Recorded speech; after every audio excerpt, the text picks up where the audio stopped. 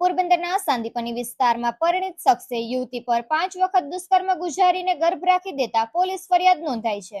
પોલીસે ગુનો નોંધી આરોપીની ધરપકડ કરી વધુ તપાસ હાથ ધરી છે।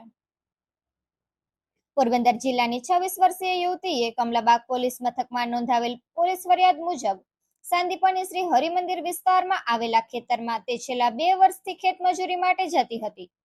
10 મહિના પહેલા રાંગાવાવના ભાવેશ કોડિયાતર નામનો ટ્રેક્ટર ચાલક ત્યાં ઘાસચારો ભરવા આવતો હોવાથી તેનો પરિચય થયો હતો।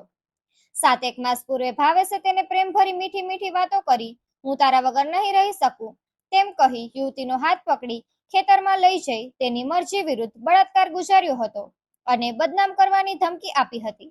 ત્યારબાદ પણ ભાવેશ ન અટકતા ત્યારબાદના 2 મહિનામાં 4 વખત યુવતીની મરજી વિરુદ્ધ ખેતરમાં લઈ જઈ દુષ્કર્મ આચર્યું હતું, જેના કારણે યુવતીને ગર્ભ રહી ગયો હતો, જેથી તેણે ભાવેશને ગર્ભ રહી ગયો હોવાનું જાણ કરતા ભાવેશે ગર્ભ રહ્યા અંગેની કોઈને વાત કરીશ તો જાનથી મારી નાખીશ તેવી ધમકી આપી હતી।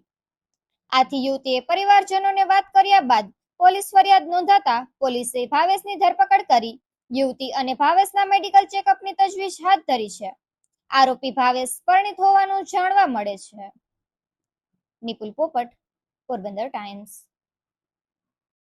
કમલાબાગ પોલીસ સ્ટેશન ખાતે તારીખ 11/8/2026 રોજ ફરિયાદી ભોગ બનનાર છે તે પોલીસ સ્ટેશન આવીને જાહેરાત કરેલ કે તે સાંદીપની આશ્રમમાં જે ખેતી કામ કરે છે, જે ખેત મજૂરી કરે છે, એ ખેત મજૂરી કરવા છેલ્લા 2 વર્ષથી જતા હતા। એ સમય દરમિયાન જે ઘાસચારો જે વાઢેલો હોય છે એ વાઢેલો ભરવા માટે ટ્રેક્ટર રાખેલું હોય છે। આ ટ્રેક્ટરનો ચાલક એની સાથે એને ઓળખાણ થયેલી હતી અને ત્યારબાદ એની સાથે ઓળખાણ થયા બાદ એની સાથે બળજબરીપૂર્વક એની સાથે દુષ્કૃત્ય આચરેલું છે।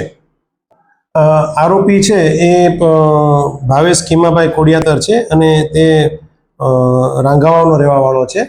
એ ટ્રેક્ટર ચલાવતો હોય અને આ કામના ફરિયાદી ભોગ બનનાર છે તે ટ્રેક્ટરમાં જે ઘાસચારો વાઢેલો છે એ ભરવા જતા ફરિયાદી અને ભોગ બનનારને ખેંચી અને એની સાથે દુષ્કર્મ આચરેલું છે।